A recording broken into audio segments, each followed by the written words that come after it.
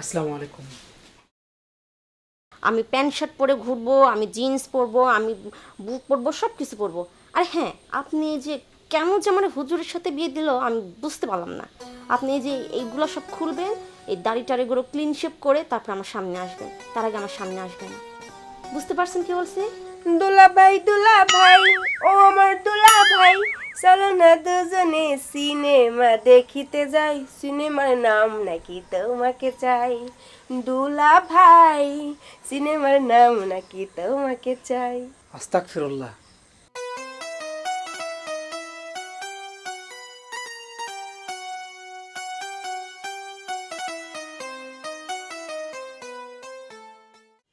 মামা, আব্বা তো বেঁচে নাই। আব্বা বেঁচে থাকলে আজকে যে কাম করতে, সেই কামটা আজ আপনি করে দেন। ওর হাতে, ওর হাতটা সঁপে দেন মামা।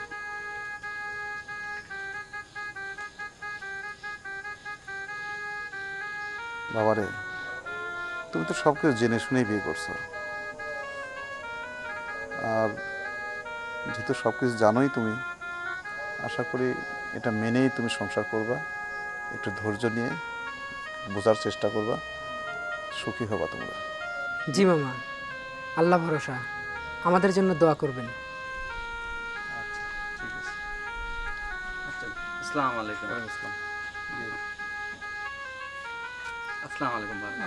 আসি আসি বিন সাহেব, হ্যাঁ চলো বৌমা চলো চলো বাবা, চলো। যাও, আসো।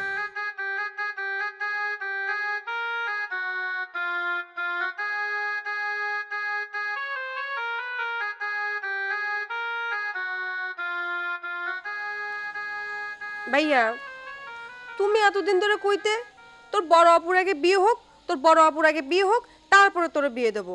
এই তো বড় অপুর বিয়ে হয়ে গেল, এখন তো আমার লাইন গেট ফাঁকা, আমার বিয়ের ব্যবস্থা করো। আর হ্যাঁ, আরেকটা কথা, এই যে এই হুজুর দেখে যে বড় অপুরে বিয়ে দিছো, আমারে কিন্তু এই হুজুর টুজুর দিয়ে বিয়ে দিলাম কিন্তু বিয়ে বসবো না নে। আমার একজন স্মার্ট ছেলে দেখে বিয়ে দিবা। পাগলি, তুই যেরকম ছেলে চাস, তোর যে ছেলে পছন্দ, আমি সেই রকম ছেলের সাথে তোকে বিয়ে দেবো। বুঝো কিন্তু পরে জন্য এই হুজুর টুজুর গলা জুড়ে দিও আরে না। না, তোর পছন্দ ছাড়া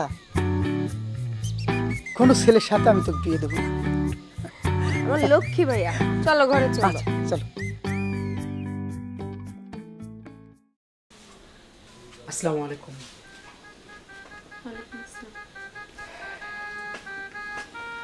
কেমন আছো?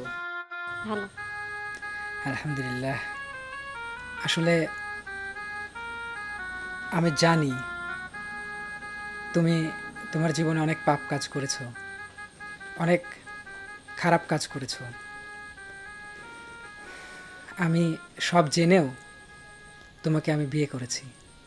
আচ্ছা, আমি যে এত কিছু জেনেও তোমাকে বিয়ে করলাম কিসের জন্য, কোন কারণে? তোমার মনে কি প্রশ্ন জাগে না? সেটাই তো আমার মাথার মধ্যে ঢুকতেছে না। আপনি সব কিছু জেনে বুঝে কেন আমাকে বিয়ে করলেন? আসলে কথায় আছে, পাপীকে নয় পাপকে ঘৃণা করো। তুমি যে অনেক পাপ কাজ করেছো, তোমাকে যদি সবাই ঘৃণা করে বা সবাই অবহেলা করে দূরে চলে যায়, তাহলে কিন্তু তুমি আলোর পথের দিশা পাবে না। আসলে একটা মানুষকে ভালো করতে হলে বা একটা মানুষ ভালো পথে আসতে চাইলে তার জন্য একটা ভালো সঙ্গের প্রয়োজন হয়। আমার মনে হয় তুমি তোমার জীবনে কখনো কোনো ভালো সঙ্গ পাওনি, তাই আমি তোমাকে বিয়ে করেছি যেন তুমি একটা ভালো সঙ্গ পাও, আর তাতে তুমি আলোর পথে আসবে, ভালো হয়ে যাবে। এই যে শুনেন, প্রথম দিনই আমার সাথে কি প্রশ্ন করতে লাগছেন, আমি কিন্তু আপনার এত কথা শুনতে পারবো না। আমি আগে যেরকম ছিলাম এখনও সেরকমই থাকবো। আমি ফ্রিডম মানুষ, আমি ফ্রিডমে বিশ্বাস করি। আপনার এইসব কথা শুনে আমি সেভাবে চলতে পারবো না। আমি আগেও যেরকম ছিলাম এখনও সেরকমই আছি। আমার যা মন চায় আমি তাই করব, যেভাবে ইচ্ছা সেভাবে ঘুরবো। আপনার কোনো কথা আমি শুনতে পারবো না। আমি যেটা বলি সেটাই ঠিক। আর আমি যেটা মনে করি যে এটা ঠিক সেটাই ঠিক, আমি ভুল বললেও ঠিক, ঠিক বললেও ঠিক। আমি কারোর কথা শুনি না, আমি যেটা বলি সেটাই করি। আমি প্যান্ট শার্ট পরে ঘুরবো, আমি জিন্স পরবো, আমি বুট পরবো, সব কিছু পরবো। আর হ্যাঁ, আপনি যে কেন যে আমার হুজুরের সাথে বিয়ে দিল আমি বুঝতে পারলাম না। আপনি এই যে এইগুলো সব খুলবেন, এই দাড়ি টাড়িগুলো ক্লিন শেপ করে তারপর আমার সামনে আসবেন, তার আগে আমার সামনে আসবেন। বুঝতে পারছেন কি বলছি? আর এইগুলো আমার নেতিবাচক কথা আমার শোনাবেন না, আমি সব নেতিবাচক কথায় অভ্যস্ত না। এই হাতে, এই আমার এই হাতটা দেখছেন না, এই হাতে আমি কত মানুষের দাঁত ভাঙছে, আপনি কি সেটা জানেন? জানেন না। আর যদি এরিতেরি করেন তাহলে দেখাই দেব। আসলে এই দুনিয়া চিরস্থায়ী নয়, বা মানুষ বা কোনো প্রাণী চিরস্থায়ী নয়। আমাকে, তোমাকে, এক কথা সবাইকেই একদিন মারা যেতে হবে। আচ্ছা দেখো তো, আমাদের দাদা দাদি বা তোমার দাদা দাদি সবাই কি বেঁচে আছেন? বেঁচে নেই। ওইভাবে আমাদেরকেও একদিন চলে যেতে হবে। ঠিক তেমনিভাবে আমি, তুমি একদিন দাদা দাদি হয়ে যাব। ঠিক তারপরে আবার আমরা কোনো একদিন মারা যাব। আচ্ছা, এই যে মারা যাব, মারা যাওয়ার পরে আমাদের কি হবে? মারা যাওয়ার পরে আরেকটা জগতে যেতে হবে। আর সেই জীবনটা হচ্ছে চিরস্থায়ী জীবন। সেখানে আমাদের অনন্তকাল কাটাতে হবে। ওইখানে জান্নাত এবং জাহান্নাম নামে দুইটা জায়গা আছে। যারা দুনিয়াতে পাপ কাজ করেছে তারা জাহান্নামে যাবে। আর জাহান্নাম হচ্ছে অনেক কঠিন একটা জায়গা, যেখানে অনেক কষ্ট সহ্য করতে হয়। পক্ষান্তরে যারা এই দুনিয়াতে ভালো কাজ করেছে, সৎ কাজ করেছে, তাদেরকে আল্লাহ তাআলা জান্নাত দান করবেন। আর জান্নাত হচ্ছে অনেক সুখের জায়গা। সেখানে সে যা চাইবে তাই পাবে, যার তলদেশে ঝর্ণা প্রবাহিত। সেইখানে মানুষ যা চাইবে তাই পাবে। ঠিক তুমিও সেদিন যে ধরনের পোশাক পরতে চাইবে সেই ধরনের পোশাকই তুমি পরতে পারবে।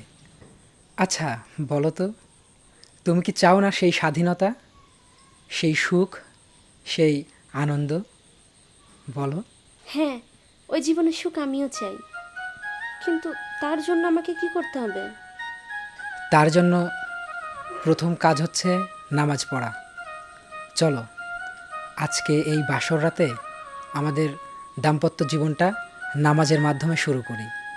এতে আল্লাহ তাআলা আমাদের এই জীবনে অনেক সুখ দান করবেন। চলো আমরা নামাজ পড়তে চাই। আচ্ছা। আসো।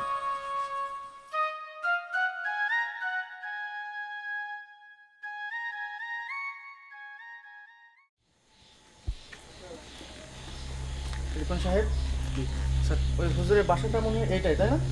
হ্যাঁ স্যার, এটাই তো মনে হচ্ছে। দেখো। এই বাসায় কে আছেন? এই বাসায় কে আছেন? বেরোন। আসসালামু আলাইকুম।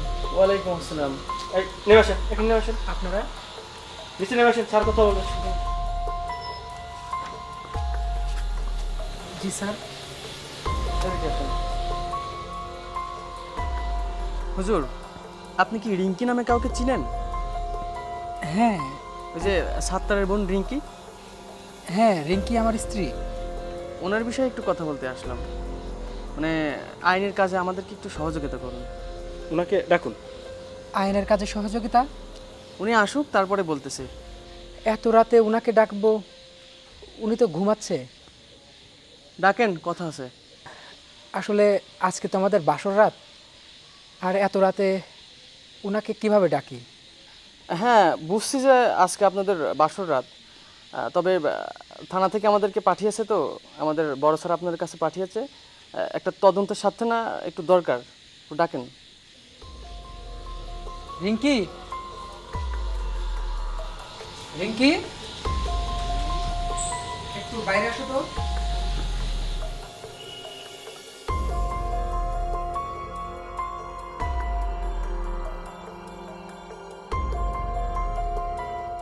রিপন সাহেব, জি জি স্যার। দেখেন তো ইনি কি না?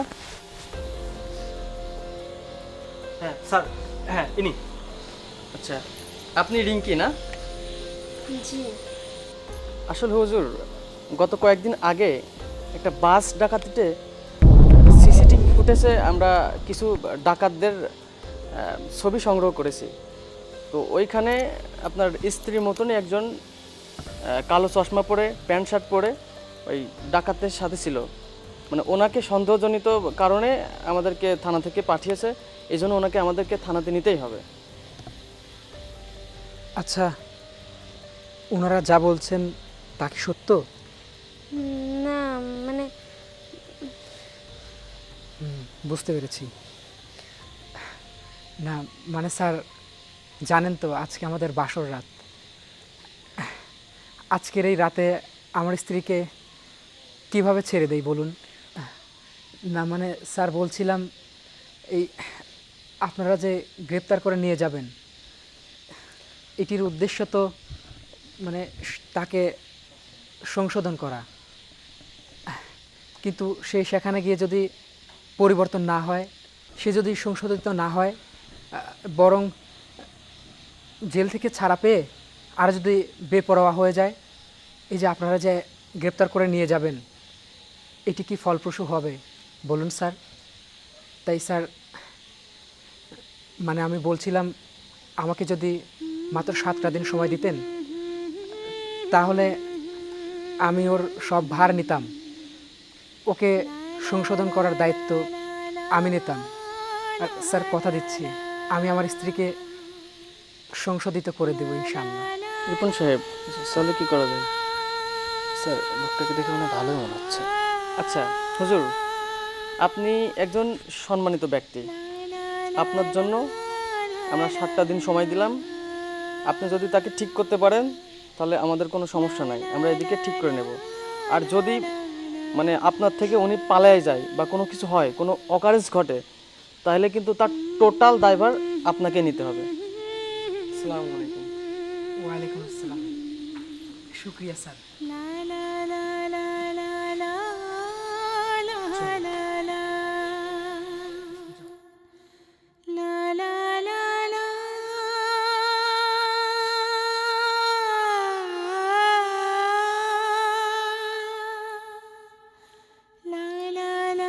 আচ্ছা, এই ওনারা যা বললেন তা কি সত্য?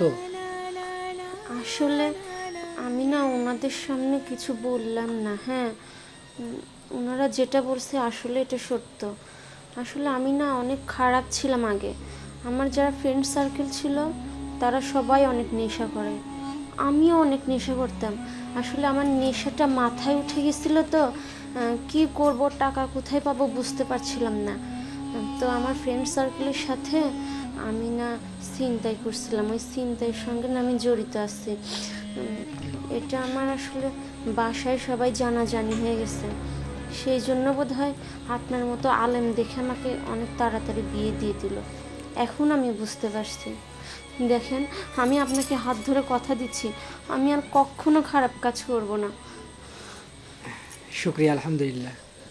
আসলে যারা অন্যায় কাজ করার পরে তার ভুল বুঝতে পেরে নিজ ভুলের জন্য ক্ষমা চায়, আল্লাহ তাআলা তাদেরকে ক্ষমা করে দেন।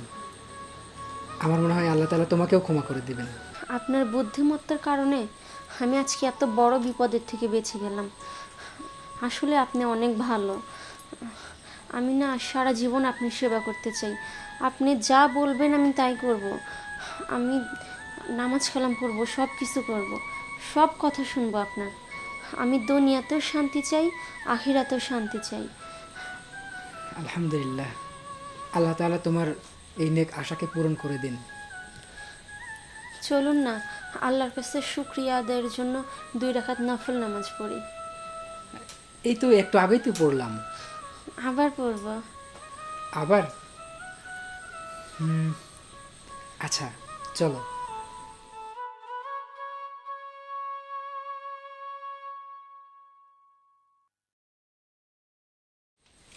আপু, আরে তানিয়া, কেমন আছিস? ভালো আছি।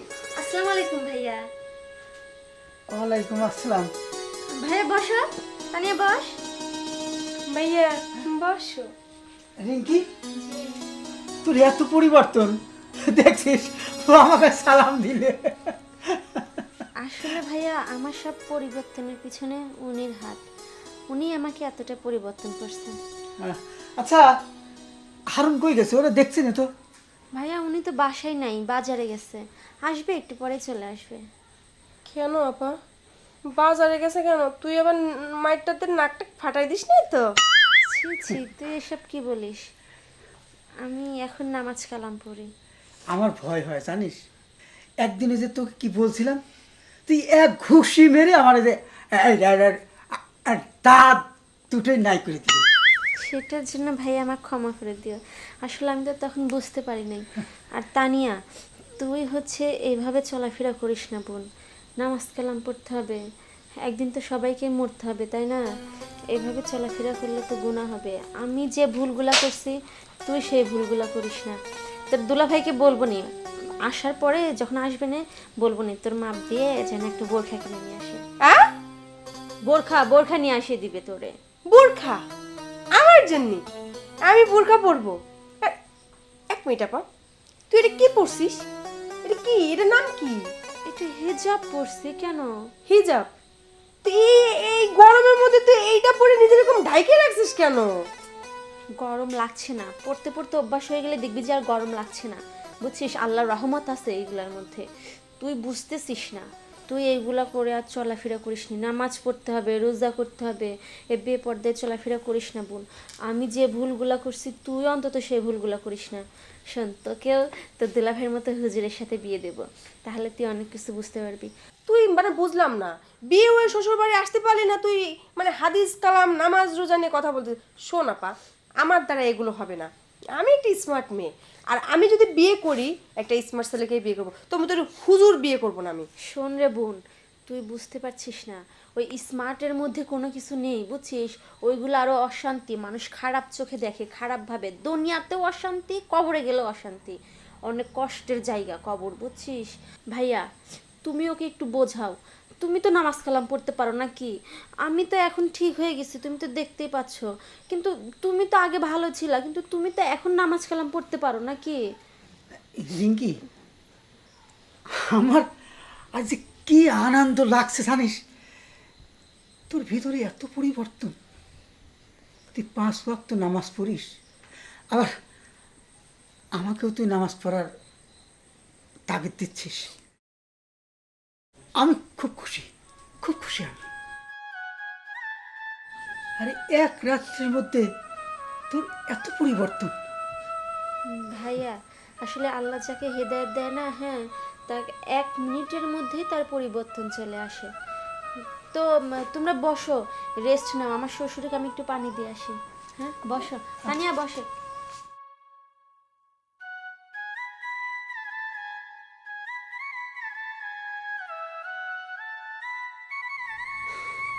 রিঙ্কি সিমরান, নেশা, কত কিছু। আর সে রিঙ্কির এত পরিবর্তন। শোন, আমার মনে হয় কি তোর পরিবর্তন হওয়া উচিত। দেখলি না কি বললো? নামাজ, আখিরাত। আসলে তো মৃত্যুর পর ওই জগতে যেতেই হবে রে বোন। বুঝছি, আপুর মতো তোমারও ওই ইসে ধরছে। শোনো ভাই, আমার দ্বারা এসব হবে টবে না। আপু যে কি বলে গেল আমি কিছুই বুঝলাম না, মাথা মুন্ড।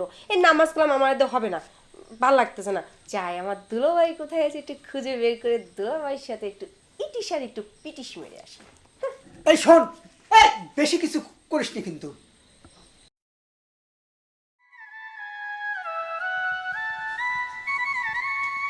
আসসালামু আলাইকুম আব্বা। ওয়ালাইকুম আসসালাম। এই যে আপনার পানি।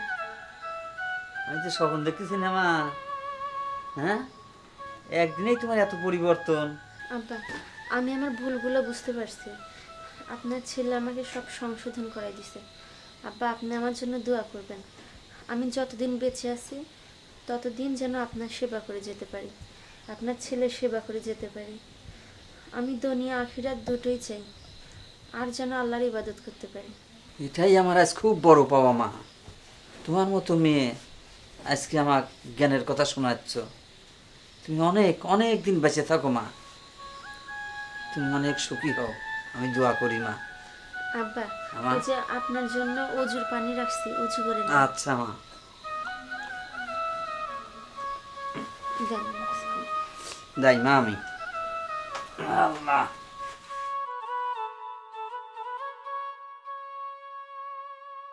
দুলা ভাই ছাড়ো। আসেন না রে দুলা ভাই। আরে ছাড়ো তুমি। ছি, দুলা ভাই ও দুলা ভাই নাউজুবিল্লাহ, আস্তাগফিরুল্লাহ। কই না কই। আরে দুলা ভাই এমন করেন কেন? আমি তো আপনার এক খান মাত্র শালি, আমি যদি একটু দুষ্টামি না করি করবে কে কান? দুলা ভাই আপনাদের এখানে তো হল আছে শুনলাম, ওই সিনেমার হল। তো সিনেমার হলে কি নতুন ছবি লাগাইছে? আস্তাগফিরুল্লাহ, সিনেমার হলে কি ছবি লাগিয়েছে সেটা আমি কিভাবে জানবো? দুলা ভাই এই কথাই কথাই আস্তাগফিরুল্লাহ, সুবহানাল্লাহ, বিসমিল্লাহ এগুলো একটু বাদ দেন। এত আল্লাহ বিল্লার নাম না আমার পছন্দ লাগে না। আমি একটু আবার অন্য টাইপের মানুষ। দেখেন না কি স্মার্ট শালি, আপনার স্মার্টফোন ইউজ করি, কত সুন্দরভাবে স্টাইল নিয়ে থাকি। আমার সাথে সবসময় একটু ওই স্টাইলের কথা বলবেন। দুলা ভাই চলেন না একটু হলে যে ছবি দেখি। দুলা ভাই ও আমার দুলা ভাই, চলো না দুজনে সিনেমা দেখিতে যাই, সিনেমার নাম নাকি তোমাকে চাই। দুলা ভাই সিনেমার নাম নাকি তোমাকে চাই। থামো। আস্তাগফিরুল্লাহ, এটা বেয়াদবি। শোনো, আল্লাহ তাআলা নারী এবং পুরুষের মধ্যে তাদের বৈধ স্ত্রী ব্যতীত অনেক অনেক দূরে থাকতে বলেছেন। তুমি আমার শালিকা, অনেকটা ছোট বোনের মতো। তোমার বোন আমার স্ত্রী, কিন্তু তুমি না। তোমার এবং আমার মধ্যে অনেক দূরত্ব থাকা উচিত। আর এই যে তুমি এসব কি কি ধরনের পোশাক পরেছো? এটা কোনো পোশাক হলো? একটা মেয়ের পোশাক থাকবে আদর্শ পোশাক, যেখানে তাকে পুরোটা আবৃত থাকবে। আর এই যে আমি তোমার দুলাভাই, তুমি আমাকে টাচ করছো। আমি আমার জন্মের পর থেকে এই পর্যন্ত আমাকে কোনো পর নারী স্পর্শ করেনি, একমাত্র তুমি ছাড়া। এই যে তুমি অহরহ পর্দার বিধানকে লঙ্ঘন করছো, এতে কিন্তু আল্লাহ তাআলা অনেক নারাজ হচ্ছেন। এর শাস্তি কিন্তু অনেক ভয়াবহ। তাই তোমার উচিত সময় থাকতে ইসলামের ছায়াতলে আসা, পর্দা করা, নামাজ পড়া এবং যে সকল মহরম পুরুষ আছে তাদের কাছ থেকে দূরে থাকা, নিজেকে ঘরের মধ্যে রাখা। আমি আশা করি আজকের পর থেকে তোমাকে আর কখনো বলতে হবে না। তুমি পর্দা করবে, নামাজ পড়বে, কথাগুলো মেনে চলবে। কথাগুলো যেন মনে থাকে। যাও।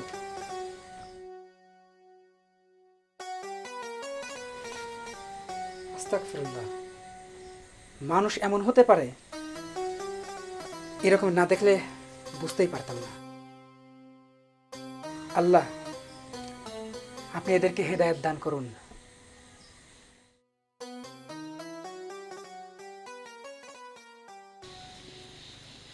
রিপন সাহেব। জি স্যার। হুজুরকে ডাকো। এই বাসায় কেউ আছেন? বলুন তো। জি বাইরে আসো। আসসালামু আলাইকুম। ওয়ালাইকুম আসসালাম। আপনারা আসছেন? এই তো। হুজুর কেমন আছেন? আলহামদুলিল্লাহ, ভালো আছি। আচ্ছা, ইনি কি আপনার সেই স্ত্রী রিঙ্কি? হ্যাঁ, এই সেই রিঙ্কি, আমার স্ত্রী। আমি ওর নাম পরিবর্তন করে রেখেছি খাদিজাতুল কুবরা। আরে বাহ। রিপন সাহেব। জি স্যার। মানে আসলে কি তাই? স্যার সত্যি আমি নিজেও চিনতে পারছি না। আসলে হুজুর, আমরা যে জন্য এসেছি সেটা হচ্ছে আপনি না 7 দিন পরে আসতে বলেছিলেন। এখন আপনার স্ত্রী কি সংশোধিত হয়েছে? হ্যাঁ, আমার স্ত্রী অনেক সংশোধিত হয়েছে। এখন সে নামাজ পড়ে, ইসলামের প্রায় সব দায়িত্বগুলো মেনে চলে। আর ও যেসব ভুল কাজ করেছে, সব ভুল কাজের জন্য ও অনুতপ্ত হয়েছে এবং সব ভুল কাজ সে ছেড়ে দিয়েছে। আর এই যে আপনারা যে ইউনিফর্মটা পরেছেন, এটি তো মানুষকে সংশোধন করার জন্য। আর আপনারা আমাকে যে 7 দিন সময় দিয়েছেন, আল্লাহর রহমতে আমি আমার স্ত্রীকে আমি নিজেই সংশোধিত করেছি। আসলে হুজুর, আমরা অপরাধীকে সংশোধন করার জন্য বিভিন্ন চেষ্টা করেছি। কখনো জেল দিয়েছি, কখনো ফাঁসি দিয়েছি, রিমান্ড দিয়েছি, কিন্তু আমরা কখনো মানে কোনোভাবেই তাদেরকে সংশোধন করতে পারিনি। কিন্তু আপনি একটা হুজুর মানুষ হয়ে মানে আপনার স্ত্রীকে কিভাবে যে সংশোধন করলেন, আমার চাকরি জীবনে আমি এ ধরনের কাজ কখনো দেখি নাই। স্যার, ও যেসব পাপ কাজ করেছে, ওর সব পাপ কাজের জন্য আমি নিজেই অনুতপ্ত হচ্ছি এবং আমি ক্ষমা চেয়ে নিচ্ছি। আর এই ধরনের কোনো কাজ ইনশাল্লাহ ওর দ্বারা হবে না। আর যদি ওই ধরনের কোনো পাপ কাজ আমার স্ত্রী করে থাকে, তাহলে এর বিনিময়ে যে শাস্তি দিবেন আমি নিজে সে শাস্তি মেনে নেব, হোক সেটা জেল, ফাঁসি, কোনো সমস্যা নেই। আসলে হুজুর, আমার স্ত্রীটাও না মানে অবাধ্য, আমার কোনো কথাই শুনতে চায় না, নামাজ কালাম তো পড়েই না। আপনি যদি সময় করে একদিন আমার বাসায় আসতেন, যদি একটু দিনের দাওয়াত দিতেন, হয়তো সংশোধন হতো। যদি একটু সময় করে আমার বাসায় আসতেন, তাহলে হয়তো আমার জন্য উপকার হতো। জি অবশ্যই, ইনশাল্লাহ যাব, এটাই তো আমার কাজ। আপনাদের মতো আলেম প্রতিটা সমাজে, প্রতিটা ঘরে ঘরে হওয়া উচিত। আসলে আপনাদের বিষয় না আমাদেরকে অনেক ভুল তথ্য দেয়, আমরা আসলে ওটার জন্য অনুতপ্ত, আমরা আসলে বুঝতে পারতাম না। হুজুর, আপনাকে আমাদের পক্ষ থেকে সেলুট।